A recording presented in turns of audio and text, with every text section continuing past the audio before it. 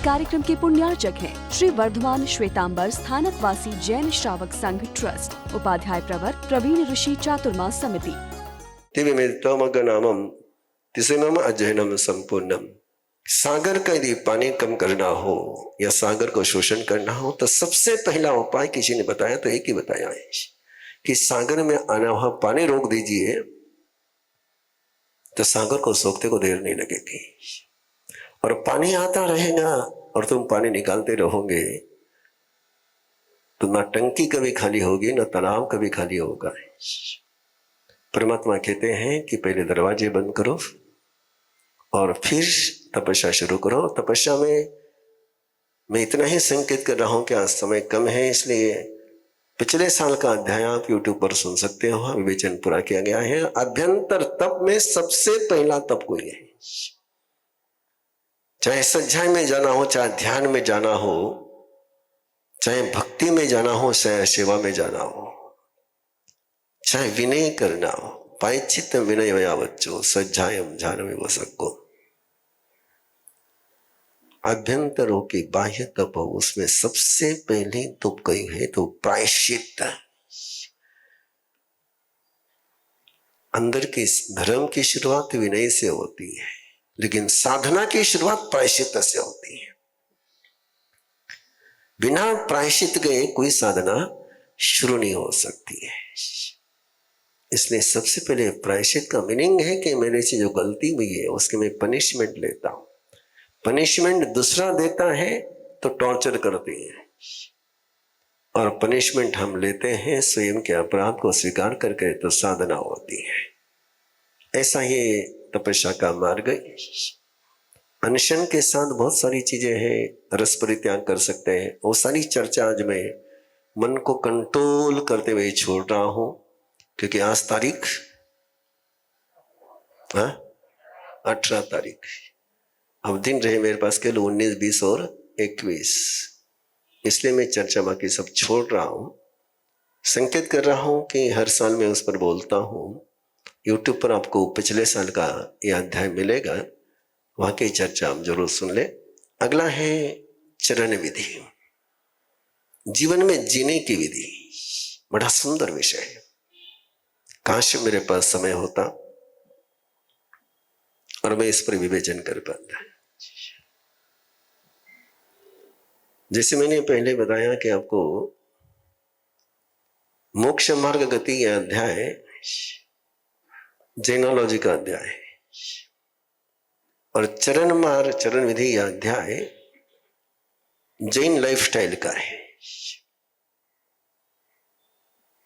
Art of living जिसको आप कह सकते हो, वो चरण विधि। कैसे जीना चाहिए, कैसे चलना चाहिए, कैसे सोचना चाहिए, उसको बहुत सुंदर सुंदर शब्दों में। केवल कुछ छोड़ना ही नहीं होता है, कुछ पकड़ना भी होता है। केवल पकड़ना ही नहीं होता है, छोड़ना भी होता है। आराम भी करना और काम भी करना। केवल आराम नहीं करना और केवल काम भी नहीं करना। काम के साथ आराम, आराम के साथ काम। केवल बोलना ही नहीं, मौन भी करना और बोलना भी। 31 अध्ययनम संपूर्णम। 5 शब्द है, केवल 5 शब्द।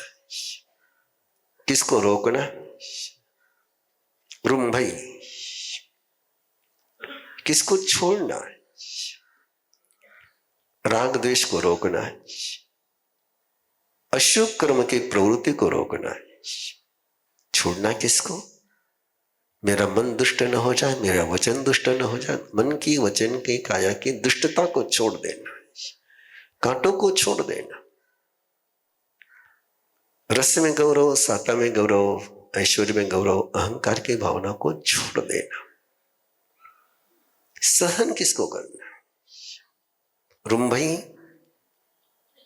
चयई और सहई। हर बात को सहन नहीं करना है। सहन करने के लिए केवल इतनी ही बातें दी।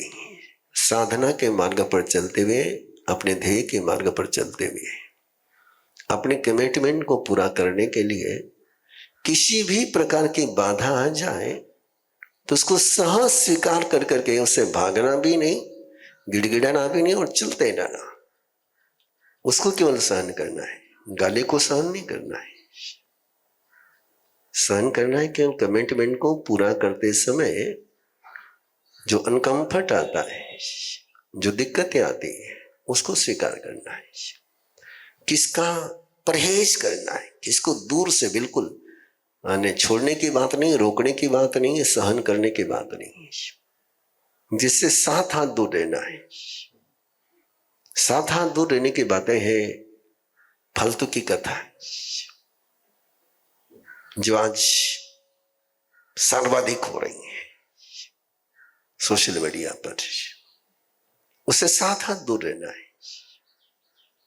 वैसे ही कषाय से दूर रहना है। आहार, भय, मैथुन और परिग्रह की बुद्धि से दूर रहना है। आहार सोना है, भय सोना है, मैथुन सोना है, परिग्रह सोना है। इनको जिसके कारण से बल मिलता है, रसद मिलती है, उससे दूर रहना है। दुख का ध्यान नहीं करना है और रिवेंज की भावना मन में नहीं रखना है। और बाकी सारी बातें जीवन की जो है वो विवेक की बातें हैं। विवेक की लिस्ट लंबी है, लेकिन पहले 4 बातें जरूरी है कि विवेक किस में करना है।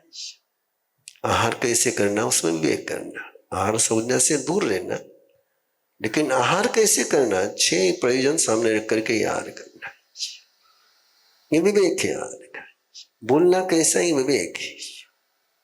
भय आ गया तो भय में विवेक, ध्यान में रखना। क्या सुंदर बात कही परमात्मा ने। भय से भागना नहीं, भय को छोड़ना नहीं, लेकिन भय में विवेक। विवेक कहते हैं जैसे सुदर्शन के सामने भय आया तो सुदर्शन ने विवेक का उपयोग किया कि भय में भक्ति को जागरूक करना, ये विवेक है। ऐसे 5 शब्द हैं। इन 5 शब्दों में पूरा जीवन का आगे समाया हुआ है। और अगला 32वां अध्याय बहुत बड़ा अध्याय, बहुत छोटा अध्याय, लेकिन बहुत गहरा अध्याय। यदि समझ सकूं तो मराठी का एक नाटक था ना, एकच प्याला, एकच प्याला। उसका सूत्र केवल वही इस अध्याय का सूत्र है कि पहला पेग आदमी पीता है और फिर उसके अगले प्याले सब आदमी को पीते हैं।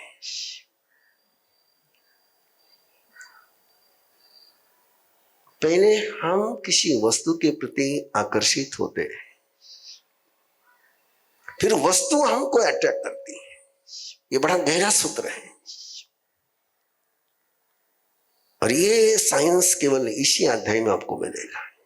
ये साइंस और कहीं नहीं मिलेगा। कि निर्वाण कल्याण के देशना है ना, तो निर्वाण कल्याण के देशना में अनुत्तर बातें आती है, श्रेष्ठतम बातें आती है। यहां कहा गया है कि पहले तुम वस्तु को पकड़ते हो, फिर वस्तु तुमको पकड़ती है। और आगे जाकर के और गहरी बात कह दी, क्योंकि पकड़ने का मीनिंग आप समझोगे कि लिया तो पकड़ गए, बोले नहीं। यदि उसको तुम लाइक और डिसलाइक करोगे तो पकड़े जाओगे। लाइक किया तो भी गुलामी शुरू हो गई, डिसलाइक किया तो भी गुलामी शुरू हो गई।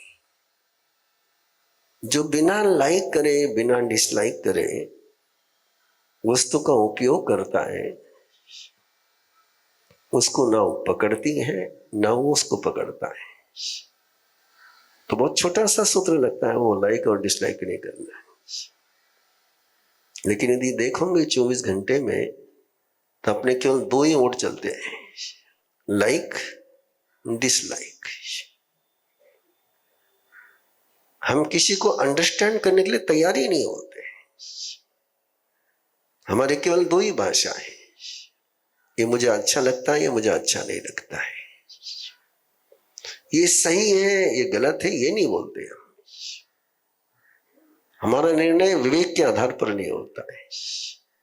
हमने कुछ पैरामीटर बना के रखे हैं, उस पैरामीटर पर अपन चलते हैं कि नहीं ऐसा हुआ तो भाग्य है, वैसा हुआ तो दुर्भाग्य है।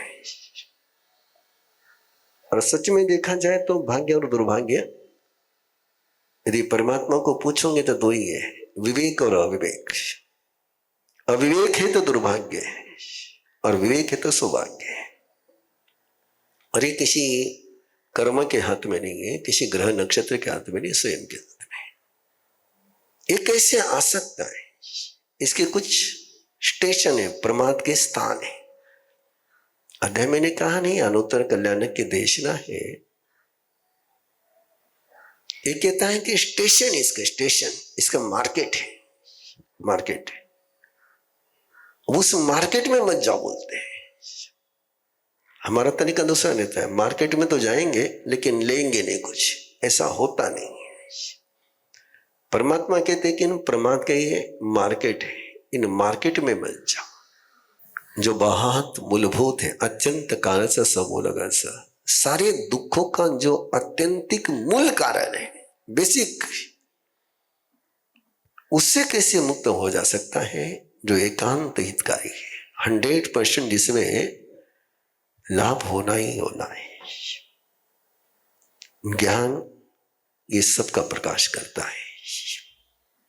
अनन्य मोह से विभज्जनाय, अज्ञान और मोह,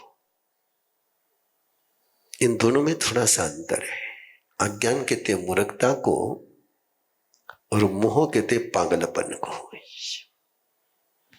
ये दोनों छोड़ने होते। रागस्य दोष से असंख्यम, लाइक और डिसलाइक को जिसने समझ लिया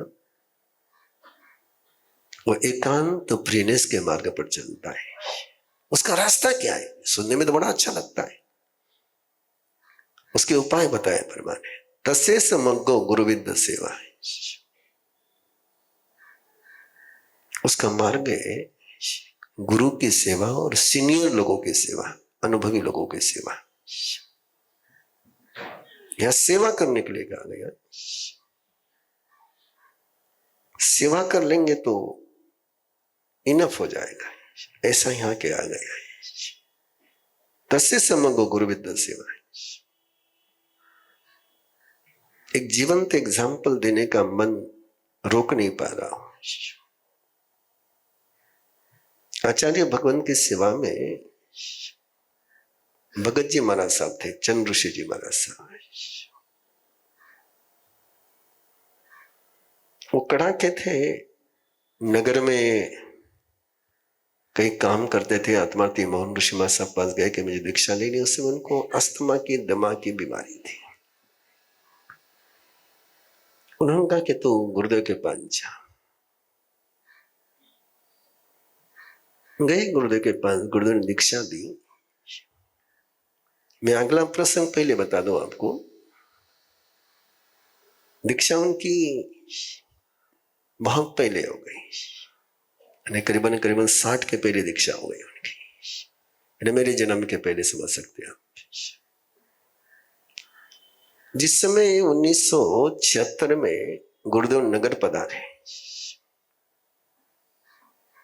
और आत्मार्थी मोहन ऋषि महाराज साहब ने उनको देखा, उनको आश्चर्य हुआ। मैं वही था। बोले तू अभी तक जिंदा है? और वो जाने के बाद मुझे बताया कि बोले ये जिंदा है। गजब की बात है। ताज्जुब की बात बताऊं आपको, उनको लो बीपी भी था, उनको अस्थमा भी था। चलते थे तो ऐसे झोल के जाते थे। लेकिन गुरुदेव की सेवा किसी ने करी तो उन्होंने करी। जो सेवा उन्होंने करी वो कोई नहीं कर सका। उस हालत में वो गुरुदेव का पूरा सामान उठा करके चलते थे।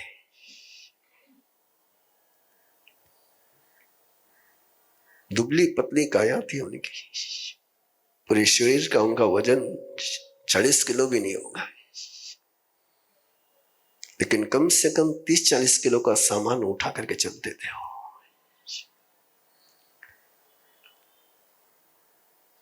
गुरुदेव की सेवा के अलावा उनका जीवन का कोई दूसरा ध्येय नहीं था। सारी सेवा यानी आप उसकी चर्चा भी नहीं कर सकता। हमें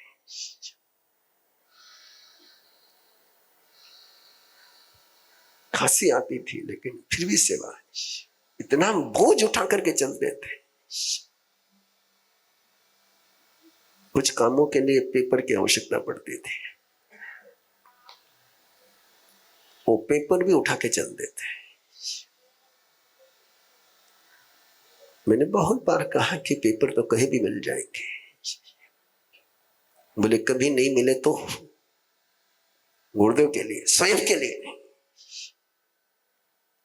पात्रियां उन्होंने उठानी, कपड़े उन्होंने,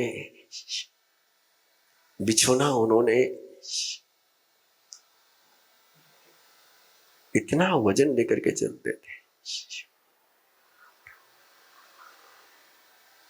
कभी संवत्सरी का उपास नहीं कर पा, आसान से ऐसी नहीं होता था। संवत्सरी का उपास किया कि दूसरे दिन उनको सलाइन लगानी पड़ती थी, लेकिन सेवा उनकी गजब की थी। और क्या उनके सेवा का गुरुदेव की कृपा उन पर बरसी, जो संवत्सरी का उपास आसानी से नहीं कर पाते थे, उन्होंने एकांतर शुरू कर दिए और इतने मस्ती से एकांतर करे उन्होंने कि हम कल्पना भी नहीं कर पा रहे थे। सेवा से सब कुछ पाया उन्होंने। उनकी सेवा की कल्पना आप नहीं कर सकते हो। तो गुरुविद्य सेवा,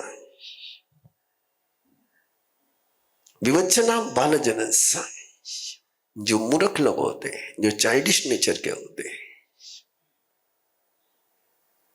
उनसे बिल्कुल दूर रहना। जितना एकांत में रहकर के स्वाध्याय कर सकते हैं, स्वयं की स्टडी कर सकते हैं, सत साहित्य का वाचन कर सकते हैं, और अपने दिमाग का जो उपयोग करना, वो फालतू के बातों के चिंतन में नहीं करना है।